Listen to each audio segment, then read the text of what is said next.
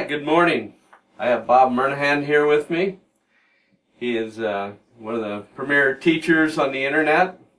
I am Michael Kirby. I am an admin for the Blues Guitar Lessons, and where we have over almost 3,000 people now on our group. Awesome. It's moving up. And what I want to do today, Bob, is interview you and kind of give all these people on Blues Guitar Lessons an idea of who you are and as a teacher and so forth, and we can then take it from there. I have some questions, for the group. Hopefully I have some answers. Yeah, well, I hope so too. And before we get started, do you want to give your last words? Well, as Michael said, I'm Bob Murnahan, and my main website is leadguitartactics.com, and I sort of tried to make that my brand, the tactics portion, so I have jazz guitar tactics and rhythm guitar tactics, and I'm not sure what other kind of tactics there are out there, but I have several websites that I'm running right now, but if you want to find me, the easiest way is just go to leadguitartactics.com. Awesome. I actually own a couple of Bob's courses, and I like telling the story of I bought Torn Down early on when I was learning guitar, and I started into it and realized, whoa, right over the top of my head. And I had to back down off of that. But I've since played with it. It's a really good course. Thank you. Thanks. So, let's start some questions. What style of guitar do you teach? I like to focus on improv more than anything, and I don't know that I necessarily. I guess we, as the online instructors, we tend to focus on the blues because that tends to be the biggest market. Mm-hmm. But I like to think that my stuff is applicable to any sort of style that you want to play. For me, the tools are the same, regardless of whether you wanted to play in a country band or a blues band or a rock band. A lot of the stuff it's there in all styles. When I first started to teach years ago, people, this is back when like Randy Rhoads and people like that were big in the rock genre, and they had that, they called it the neoclassical movement. Everybody would come in and say, could you teach me them classical scales? Well, they're all the same scales. So, but my courses, a lot of them tend to focus on the blues just because that's where the marketplace. I noticed you mentioned earlier a jazz course. I do. I have actually sort of a jazz series that I've kind of put together. I've got one called Jazz Chords Made Simple. It's just a little introduction to jazz chords. And then I have a basic jazz soloing course, and then I have a course that's called Jazz and the Blues, where we get into more. The chords are all very simple to play. They're actually easier to play than bar chords. It focuses on just little 4-note chords and playing like 9ths and 13ths and getting into like some of the different chord movements that make it sound jazzy. Okay. But it's actually, the chords are very simple to play. Nice. I know one of our members asked that question of one of the other instructors and said, do you do anything besides blues? And in particular you mentioned jazz. That's I was bringing that up. Okay. How long have you been teaching guitar? Geez. I started teaching guitar when I was in college, so... that was like, what, 10 years ago? ago? Yeah, right. Let's see, I'm going to be 29 this year, so it was about 9 years ago. Sorry to say that's actually about 36 years or something like that. Yeah. Okay. Yeah. And what kind of style of teaching do you have? It constantly evolves, but there were a couple of people that were really influential in my learning, and I tried to take the best of what I learned through the years because we're all students. I mean, you can see my bookshelf. It's in front of us over here. And it's you can see it's jam full of guitar books and courses that I've purchased through the years. I have that too, and I have a lot of courses I haven't taken on my bookshelf too. Yeah, well, and I've still got boxes that are unpacked as well. And unfortunately, if you look over there, the spines of some of those probably are barely cracked as well. Yeah. Which is something that we all do. It's like, oh, I got to have this book, and then. Well, I'm going to read that tomorrow. Yeah. No. But Howard Roberts was a big influence on me, and Howard Roberts was a jazz guitar player, studio musician. In fact, he was part of the Wrecking Crew, and I don't know if quick note for the Wrecking Crew, but anybody that hasn't seen that movie, it's on Netflix now, and it's a documentary based on this group of musicians that They were basically everybody in the 60s. You know, they were the Monkees and the Beach Boys, and they were on every recording almost in the 60s. It was the same group of people, and Howard Roberts was one of those people. But he was the one of the co-founders of the Guitar Institute of Technology out in Hollywood, and was really big in studying, not only as a teacher, but also studying forms of teaching. And I adopted a lot of his philosophies into my own teaching. And a lot of what I do is based on what I learned from Howard Roberts. And then I also went through this kick where I got into neuro-linguistic programming. You know, big words, but basically all that means is it's a study of how people structure their thought processes and their thinking. And I've tried to apply some of those principles to my teaching, and basically it just gives me a way to systematically break things down to the smallest components and then try to build on that so that you go, because, you know, anything that's complex to me is really just a bunch of small, simple things put together. Okay. So I try to make it as simple as I can, and then from there we can build. And he does that for people like me. I need it simple. Okay, this is a guitar. We all need simple, trust me. All right. How many guitar students do you have now, both either physically or on the internet? I mean, it's... Yeah, currently, I actually have stopped doing one-on-one lessons. Okay. If somebody comes to me locally and they see me on a gig or something and they say, I'd like to come take some lessons, then I will invite them in. But currently, I'm not really seeing anybody on a private basis. And online, I don't know. I've lost track of the number of people that I've taught through the years. Okay. I mean, it's in the thousands. I know, even I talked to you several years ago. We were chatting on the phone. And it's a silly question, but it kind of fits. Do you have a specific strategy to help reach a student to meet their goals? Okay, in other words, is your courses, let's go to your courses you're not doing private, but let's say this strategy, you should start with this course and work your way with these, moving through rhythm guitar tactics. Mm-hmm. Learn rhythm first, then, and I'm making stuff up now. Right. Then learn lead, then learn jazz. I mean, is there a certain strategy that you recommend? That's a very individual question and a tough question to answer. You know, some guys have a couple hours a day to practice. Some guys only have 30 minutes. I think you need to look at how much time you're going to spend in a day practicing, and then you need to allot a certain amount of time each day in specific areas. So let's use the small end of the scale, 30 minutes. Okay. I think that allows you some time to work on some chord stuff and some lead stuff. And then I think it's very important at the end of your practice session that you take what you've been working on and you try to apply it, whether it's over a backing track or, you know, if you got a buddy or your teacher or whatever. And again, I try to be very systematic. So what I still consider to be sort of my core product is a book called Pentatonic Power. Mm-hmm.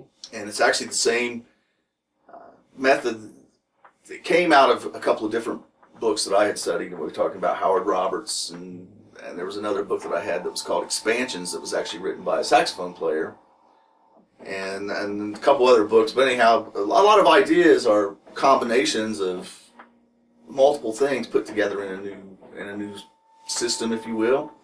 Pentatonic Power I wrote out as a 150-day plan to learn the pentatonic scale. And some people can do it in 150 days. Some people take 2 years. It doesn't, you know, the whole idea that it's 150 days is not what's important. What's important is this is day one. When you feel ready, you move on to day two. I could have easily said step one, step two. I didn't have to call them days. But it's a systematic approach to learning the pentatonic scale, all 5 boxes all over the fretboard. Nice. And so I try to structure all my courses in that way, in some manner where it starts out with the basics and then it progresses to the more difficult stuff. And to me, everything overlaps. So if I'm practicing the pentatonic scale and I'm being really cautious and paying close attention to my technique and my finger placement, well, the whole idea of how I'm placing my fingers and where I'm placing them is going to apply to playing a C chord or a G chord.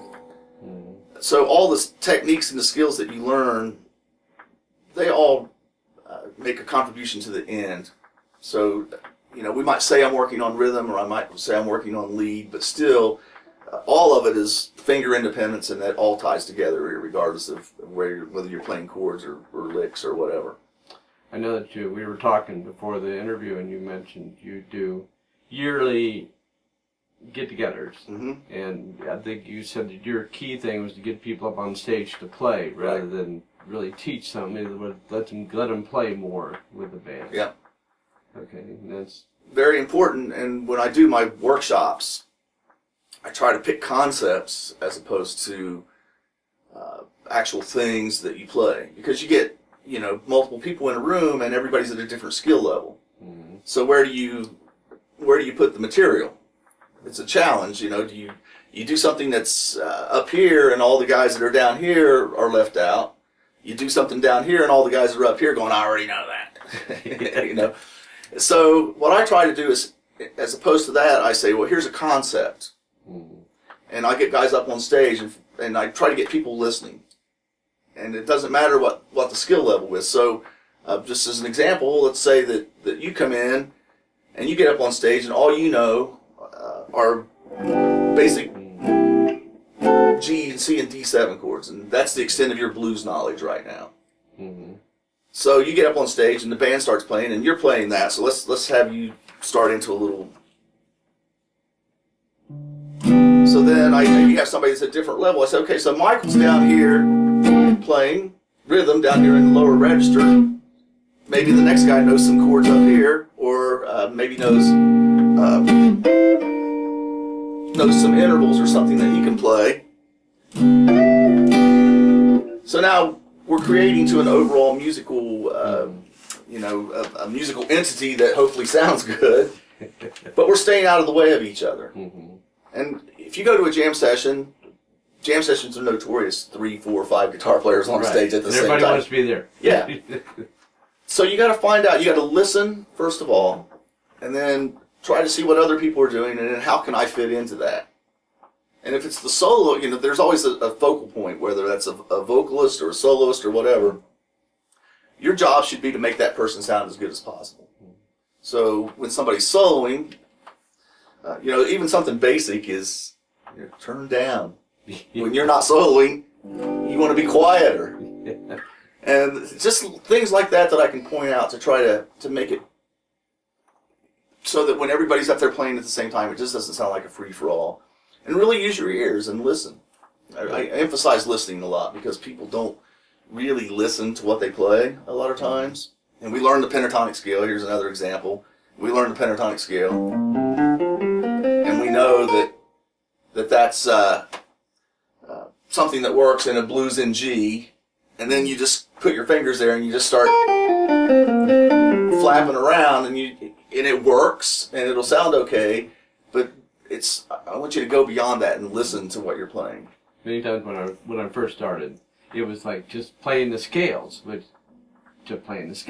no oomph behind it. And that's when you have to add oomph instead of playing.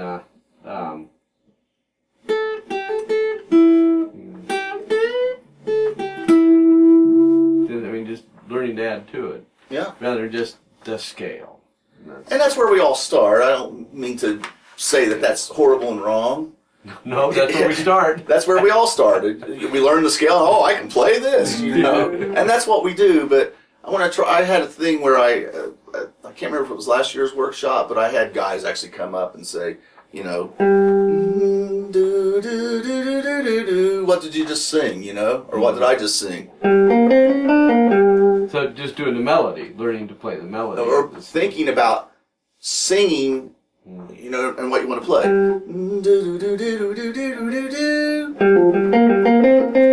So you know what it sounds going to sound like before you play it. That's to me, that's where we should all be striving to get to as improvisers. I hear something in my head and I go, oh, I know where that is here. Right. It takes a lot of years and a lot of hard work. Good. Okay.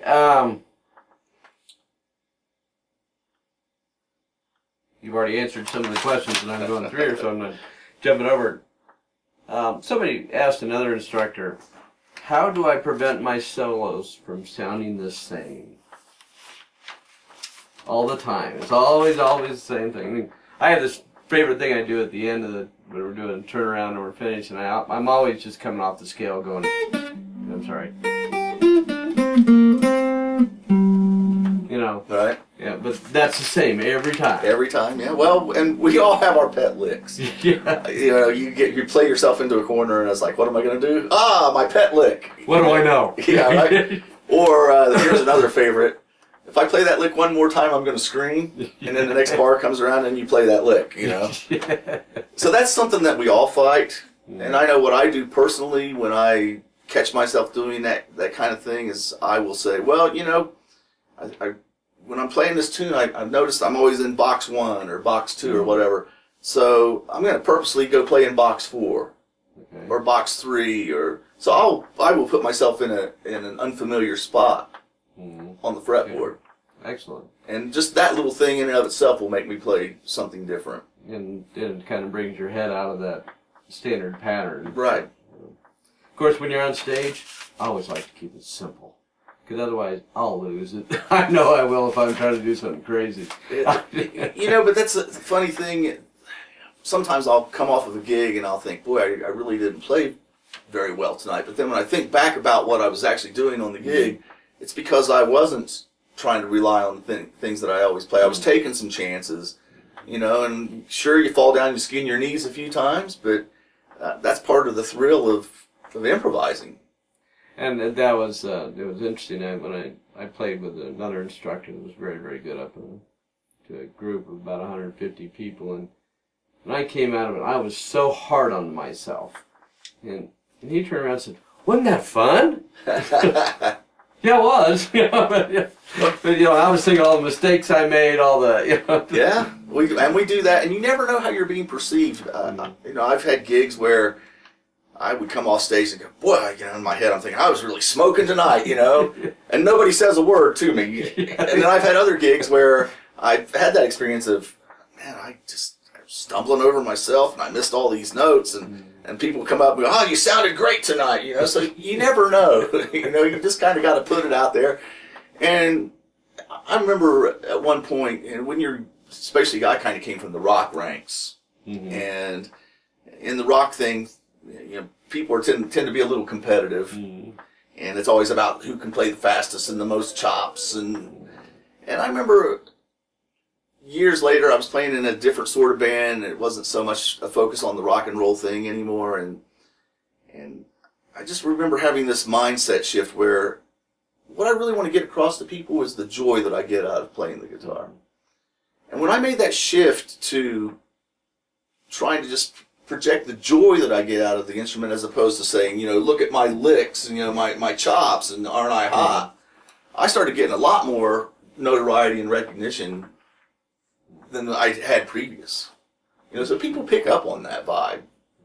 I do know, I always, you know, I'll lose interest because I try to reach so far and I start stumbling. I'll lose interest, and what I do is just take myself back to the basics and just enjoy playing again. To remember that why am I doing this? Exactly. Yeah. Exactly. Yeah, it's easy to forget and lose sight of why you got into it in the first place. And well, when we were younger, it was the girls. Well, that's true. I won't deny that. We won't tell you why. She probably already knows. In fact, she likes to tell the story of our first date. I told her, I said, you know, I got to tell you up front, I'm a guitar player. I'm always going to be a guitar player. And if you can't hang with that, then we probably shouldn't have another date. And she says, I wish I would have listened to you then. But as we get older, it's all our guitar, that's all. Yeah, you know, but you're right. You know, it's like, if we didn't, especially guys like that are really trying to do it as professionals, and maybe one day had a dream of, you know, maybe having more notoriety or, you know, being the next Clapton or whatever that might be. You know, now we're slugging it out in bars, and sometimes they want to give us, you know, 4-piece band. They want to give you $200 for the whole band. You know, we obviously turn those gigs down, but still, you know, we're not out there making a bunch of money. And if we didn't love the instrument and love music, we all would have quit a long time ago. You've got to enjoy your job. Okay. What makes you tick? What do you enjoy doing the most in the guitar world? For me, it's those couple hours, 3 hours when I have a gig and I just get to get up and play. And beyond that, I guess the ultimate is when you are on a gig, and it doesn't matter if there's 10 people there or 10,000 people there. Sometimes there's this synergistic thing that starts to happen where the people are really digging what you're doing, and I don't mean just like me individually, because I do play in a band, so it's a band thing. They start giving energy to the band, right, and that just takes it up a notch, and then the band starts giving the energy back to the people, and then this thing starts to happen, and it just goes to a magical place. There's this legendary club here in Colorado called the Little Bear. Back in the 70s, I guess, was the heyday, is what people tell me, and used to you couldn't even get in the place. Now you go up there, we do gigs up there every now and then, and you never know what you're going to get. It's sort of it's an little touristy town, and sometimes it's really great, sometimes it's not so great. We had a gig up there recently, and we were doing a tune. It was a blues tune, and all of a sudden somebody starts singing, screaming out, "Sing it, sister!" yelling down to our sister, or to our singer. I call her my sister, I guess. And then that started it. And then somebody else from the other side of the room yells something, and then the band starts, like I was saying, you start picking up on that, and you start getting this thing going, and it can become really magical. So in other words, you have to seed the crowd. Hey, my friend's going to be there. Would you yell? Yeah, well, that doesn't hurt, And then sometimes, you can be playing in front of a bunch of people. Like sometimes we get these fairs or outdoor things, and it's an art show maybe, and you're up there playing, and there's 800 or 1,000 people out there, and nobody's paying any attention. And you're getting nothing. You get no love, and it's hard sometimes to play and really enjoy it when that's going on, and sometimes those gigs just kind of suck the life out of you. But it's those few and far between ones where you get to this magical place. And it was interesting. They never know when it's going to happen. Griff Hamlin was playing at the House of Blues for the gospel lunch, but they were playing blues.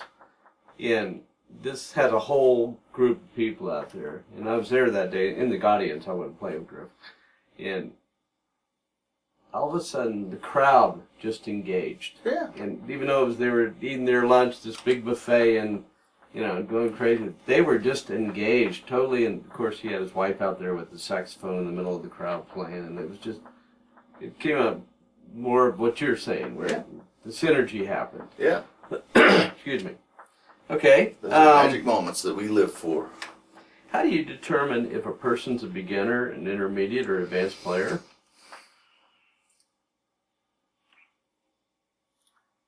That's a good question.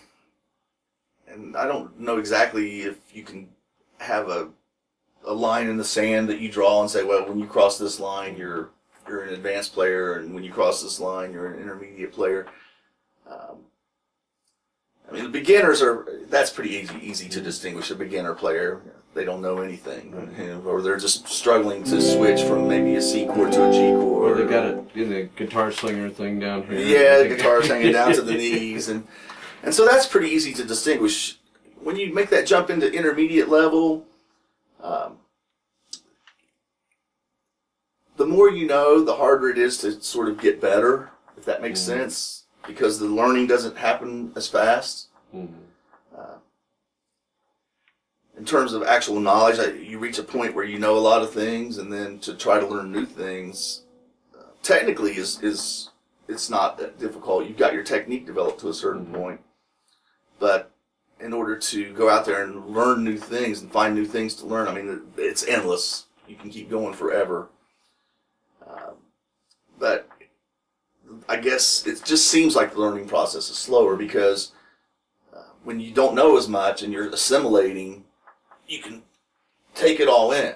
I guess, if you wanted to use a metaphor, like if you go to the buffet and, those first couple of plates, by the time you're going to the dessert bar, you're kind of like, oh, man.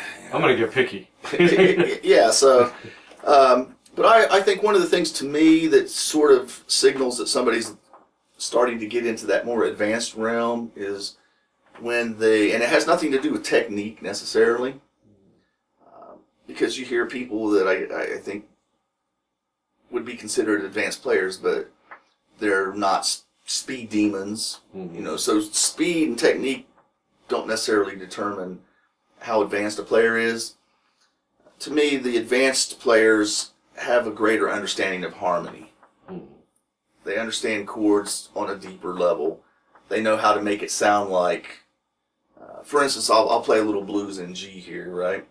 A little bit of one. And so typically you would have somebody in the background. Get some volume here. Might help.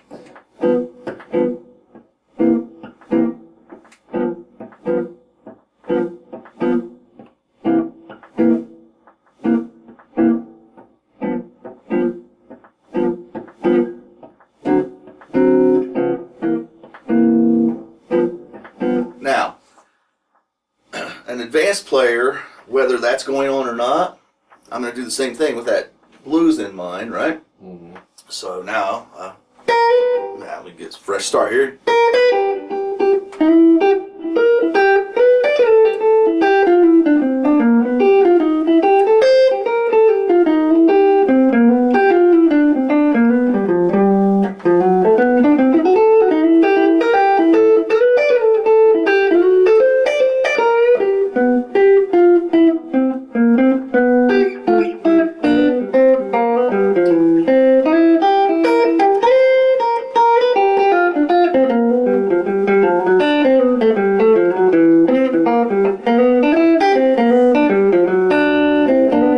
So hopefully you can hear the chords in that, even though there aren't any chords going on. Right. So I can make it sound like there's harmony in just what I'm playing. Okay. And so I think that's what the advanced players start to have that the intermediate players and the beginner players definitely don't have. Is you start to you know how to make it sound like you're playing on the harmony. So what's great about the pentatonic scale when we're playing blues, I can take that.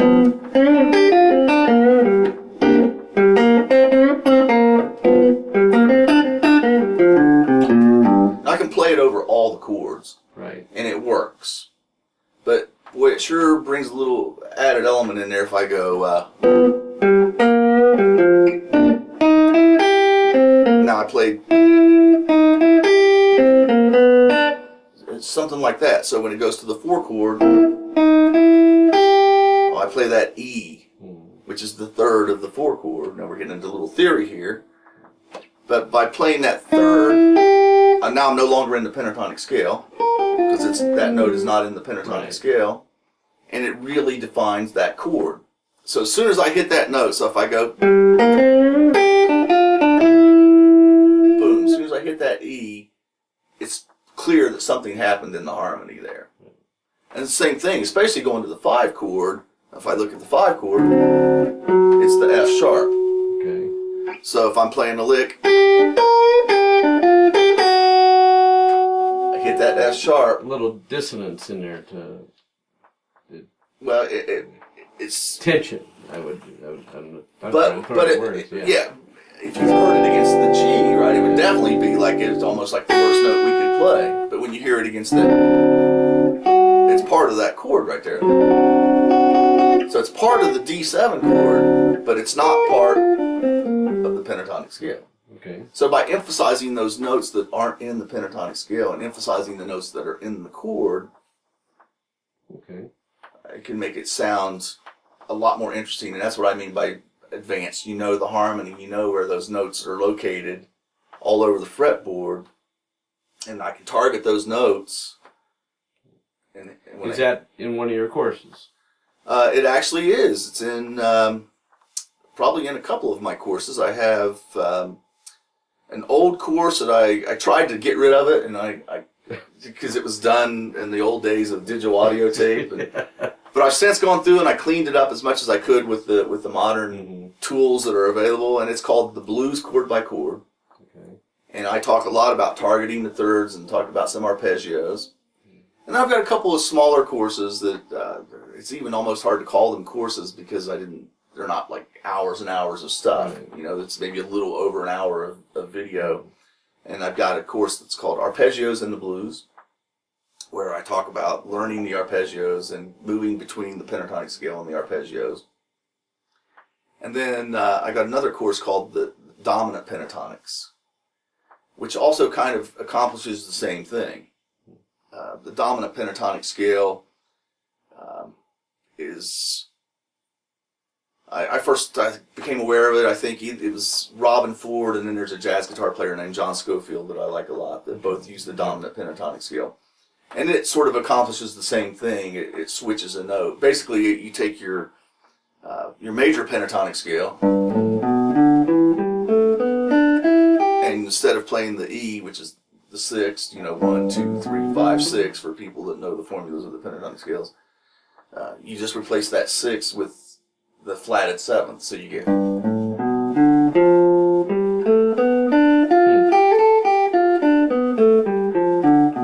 Which basically is the same as a dominant 9 arpeggio. So it'd be like playing a G9 chord. And here's a... You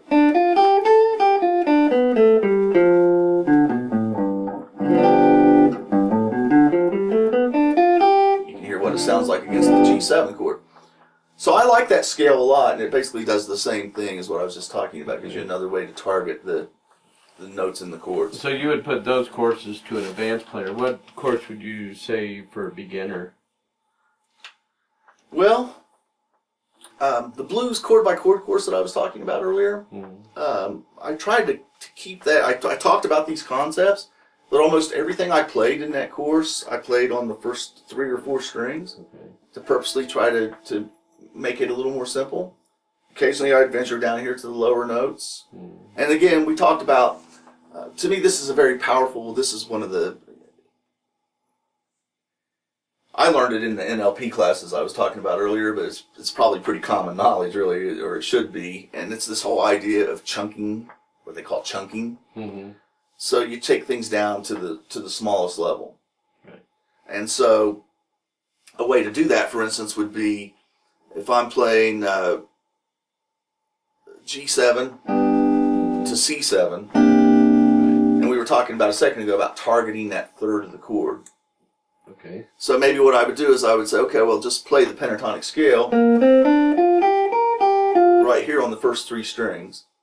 So now we're taking things down to smaller levels, right? It could even just be 2 strings. And then when it goes to the C7, play this note right here. Okay. Which is the third of the chord, right? So we'd have 1, 2, 3, 4, 1. So right when I hit that C7 chord, this is my target note. Okay. So, in fact, let's have you do that. Okay. Now so you're challenging me. Yeah. I am challenging you. So let's have you just play these 4 notes right here. So we'll just, on the first 2 strings. Right? Yeah. So we're just going to play that much of the pentatonic scale. Okay. So you can see that that's the top 2 strings of box 1, right? Got it. I haven't been playing guitar, so I'm not warmed up. There we go. And then this is your target note. Here. On the 5th fret right there. 5th one there, okay. So that's, if you look at a C7 chord, that's that note sitting right there in that chord, right? Okay. We're slightly out of tune, but we'll live with it. Yeah, we can live with it. That's good. It's close enough for jazz, as they say. So what I'm going to do here, you're just doing the bottom 2 strings. Yep. So you're doing that. This would be in your G, but then you move your C chord in here. Here, back one. You're going to hit that note. Right. So that's your target note. Okay. So I'm going to give you this. I'm going to give you 1, 2, 3, 4, 1, 2, 3, 4. Just about that tempo, right? And I'm just going to keep going back and forth between the G7 and the C7 chord. Okay. 1 bar apiece. All right. And so every time it hits the C7 chord on beat number 1, you're going to shoot for this note right here.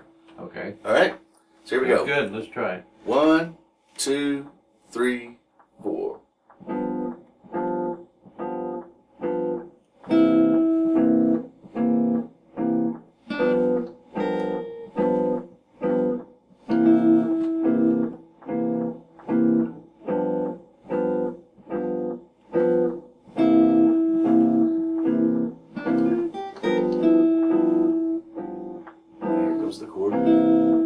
there's a couple things that, Right. that are in play there, right? One is you have to be able to hear the harmony or keep track. I got 4 beats on this chord, 4 beats on this chord. Okay. Okay. So now I'm not trying to do a whole blues. Right. Not a 12 bar. Yeah, we're just doing those 2 Right. chords. Okay. So that gives you a lot of time to get used to hearing that and try to focus in on this note. Mm-hmm. So now this time I want you to try to play a little bit more on these notes, even if it's just something simple like Okay. 1, No 2, 3. It always end up 4, there. 1. Right? Yeah, so let's even do that. Let's just have you play 4 quarter notes. Okay. So with these 4 notes right here, Okay. Got it. and then you can play those in different orders. 1, 2, 3, 4, 1. But hit that note when the chord changes. Okay. Okay, ready? Gotcha. 1, 2, 3, 4.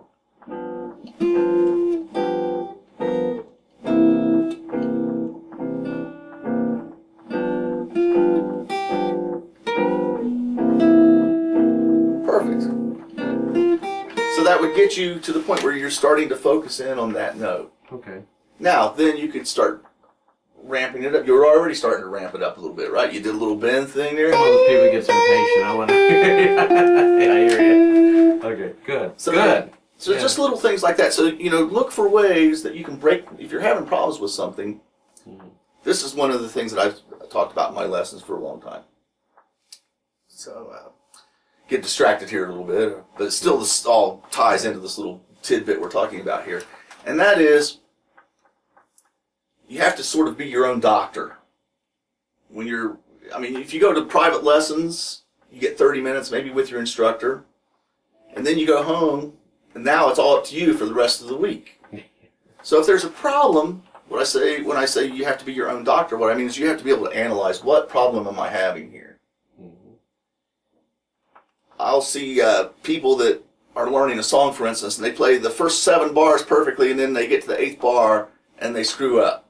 So what do? They go back and they play all those 7 bars again, only to screw up in the 8th bar.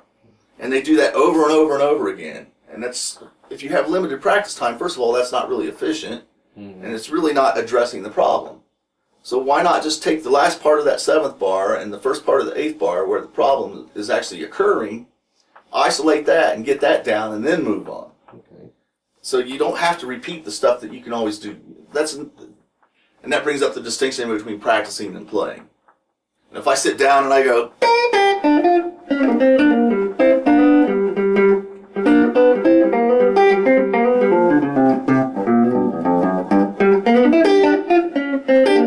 I'm just noodling. That's stuff I know. I'm not gaining anything by doing that. That's not practice. Practice is if I'm trying to learn to utilize some new scale, or I'm trying to learn a new lick or something like that. And I know it's practice because it's hard for me. I have to slow it way down. I have to, I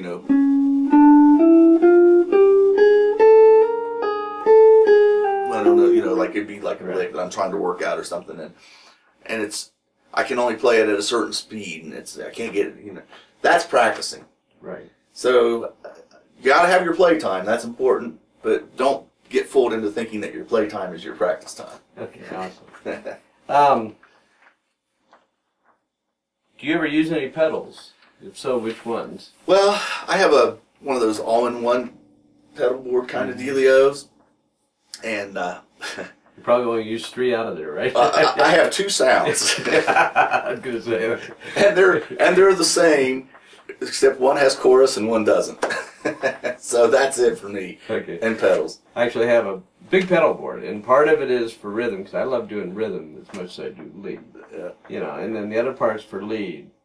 And it's interesting, because I only play a couple sounds in each one of them. I don't really jump around like all the professionals. Well, I don't know if professionals do, but Yeah, well, for me, like I said, it's just I get my distortion from my amp, so I don't use any distortion pedals. I love the sound of my amp. I use a Mesa Boogie Mark IV. I've had it for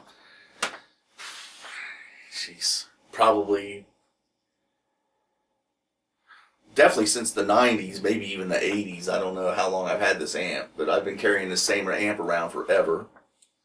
And so there's channel switching, so I use that for my distortion. And then, like I said, I use this pedal board for I don't particularly care for the reverb on the amp, so I use reverb from the pedal board, and then I like to use just a touch of delay.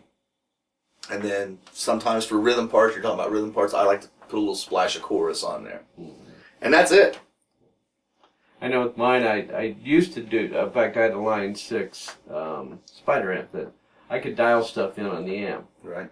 Then I started realizing that if I go to a gig, that amp may not be there. Yeah.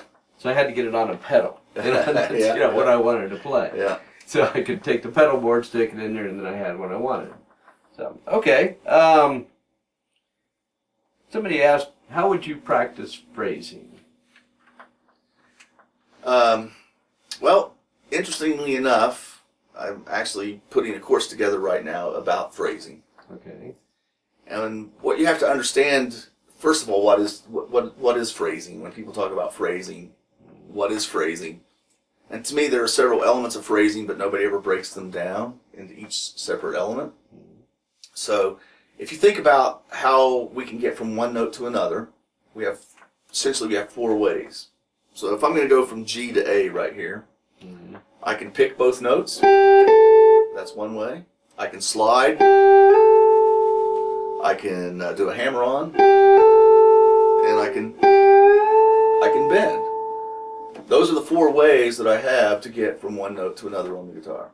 Okay. And then in reverse, it's there. The hammer-on becomes a pull-off, of course. But I kind of consider those to be the same kind of thing. It's just the opposite ends of the same movement, if you will. The slides still work. I can do a reverse bend. So everything is still the same. So I still have those same 4 methods to get from one note to the other. Okay. So if I want to work on some phrasing, those are the things I would focus on. So maybe I would take a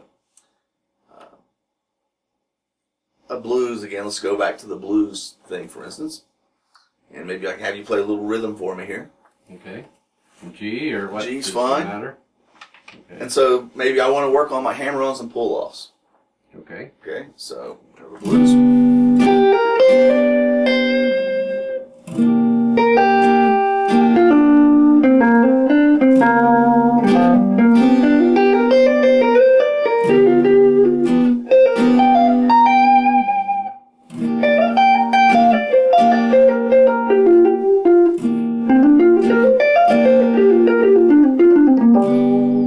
Trying to use as many hammer-ons and pull-offs as I can. Okay.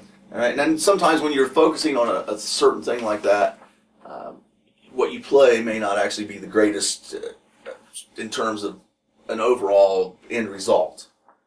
But what you're trying to do is you're trying to strengthen that area of your playing. I'm trying to strengthen the hammer-ons and the pull-offs. Okay. Then maybe the next time I'm focusing on bending. So we have another thing, like you got a rhythm going again.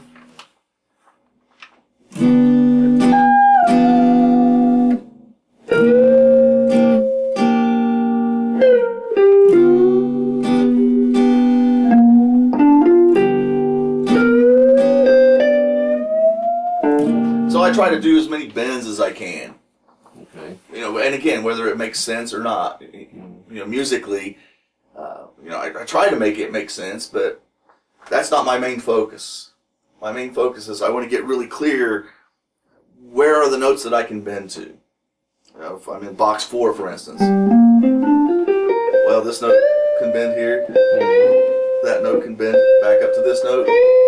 Maybe that makes me start using some first finger bends, Now,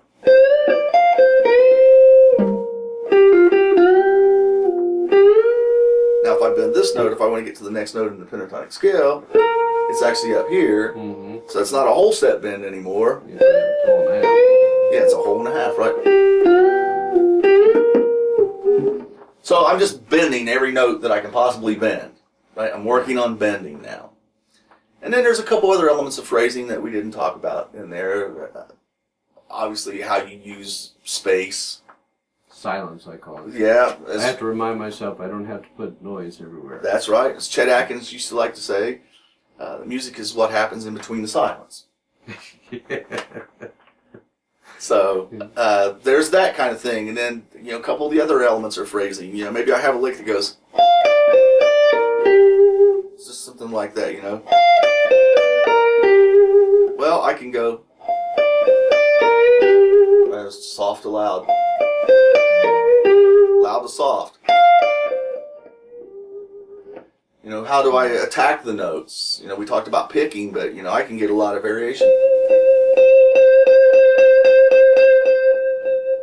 And I can even play with how I have my pick hit the strings, right? So if I play with my pick exactly perpendicular to the string, that's going to give me a certain sound. But if I turn it, and that's something that I picked up from Larry Carlton, one of my favorite guitar players. So he would do a lick like he would go. He would actually turn his pick sideways on purpose. Kind of give that scratchy to it. Yeah, and it's a lighter, thinner sound. Okay. So those are some things that you can maybe think about that maybe you never thought about before. How does it sound when my pick hits the string? And what happens if I change the angle of it slightly? And then I've, over the years, sort of gotten into this thing where I like to use my middle finger to play a lot. So I can actually sort of pop the string like a bass player would, If you do that up here on the upper notes.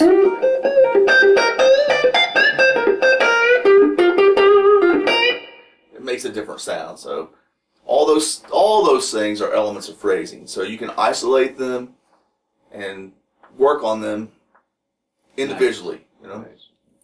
So, any last words of wisdom for the aspiring guitarist? Be consistent is number one. Try to carve out some time every day. I like to use the example of player A sits down for 30 minutes, 6 days in a row, and gives him 3 hours of practice time in the week, if my math is correct. Don't hold me to that if you're counting at home. I'm not going there. And then player B sits down and plays for an hour and a half on Monday, and then comes back on Wednesday and plays for 30 minutes, and then comes back on Saturday and plays for an hour. Well, they both played for 3 hours in the week. But player A is going to make more progress than player B. Interesting. Okay. So it's very important to have that that consistency. Okay. It really makes a difference. There's something about the way our nervous system works and that daily reinforcement that will get you where you want to go faster. So that's number one. And the other thing that I think, just as a general guitar rule that really helped me more than anything, is think about economy of motion and how, when you're going from point A to point B, how can I get there with the least amount of motion possible? And I'll leave you with one exercise that I learned from a classical guitar teacher, because this is one of the things that I really see a lot in lessons, or if I get a chance to work with somebody one-on-one and they're playing. I see this, little finger flies way out here. It gets way far away from the fretboard, right? Mm-hmm. Where it's much more efficient, I want to keep my fingers as close to the fretboard as I can. So the exercise that I learned, and speed, people always want to do this exercise too fast, and it's actually more effective if you do it slower. And if you have a metronome, set your metronome on about 60, and that's a good speed for this exercise. Okay. So what you do is you put your first finger, and this can be anywhere on the fretboard. Doesn't matter what fret I start in, but I'm just going to go first finger, second finger, third finger, fourth finger. And when I get done, I'm going to have, now I got all 4 fingers on the fretboard. Notice that. And then I'm going to do the same thing in reverse. And as I come off, the idea is to try to keep my fingers about 1/8 of an inch from the guitar strings. See where that little finger went? And I see the other one popping up too. Yeah. Okay, yeah. And my instructor explained to me that the tendons that work the third finger and the fourth finger, actually cross in the back of your hand, Okay. which is one of the reasons why it makes it difficult to gain independence between the third finger and the fourth finger, and why you noticed one working and the other one went with it. Right. So it's really difficult, and you actually looked pretty good. You weren't flying way far out like I see some people play, but you did notice that you got to here good. Then as soon as you took that third finger off, boom, it popped out to about there. Okay. So really work on training your fingers to stay close to the fretboard. I'm really guilty of it if I'm trying to do a vibrato. Yeah. Well, that's a little bit different. You know, your hand position is always going to shift. You know, the classical guys are like, oh, your thumb has to stay in the middle of the fretboard, and you know that's. I've learned to shift that puppy. You know, you have to, because if I'm going to do a bend, I need it over the top. It gives me support. So things are gonna move. You know, if I'm doing a vibrato, well, that's normal for your finger to fly out here. But if I need to do something that's a little faster, you know, the closer I can keep my fingers to the fretboard, you know, that's that least amount of motion thing. I just that was ingrained into me. You know, and I see professionals that have their fingers sort of fly out here and they get around okay, but you know, why waste the energy if you don't have to? Well, I want to thank you, Bob, for the interview. My pleasure. Yeah, thank you. We will be posting on Blues Guitar Lessons. I appreciate all the little tips, tricks, and traps. I can never say that all the time. But anyway, that's okay. So, any last words of wisdom before we... Well, I think I just imparted the last words of wisdom right there. Just have fun and practice, you know. And now it's Labor Day. We're going to go have fun. That's right. Okay. I'm going to go fight the traffic, I think, is what's going to happen. But I got to go to my my wife's sister's birthday. So I'm going to say, okay, whatever. Okay. Don't tell my wife that. Anyway, okay, we will erase that part out. Yes. Okay. All right, thanks. My pleasure. Thank you. Okay.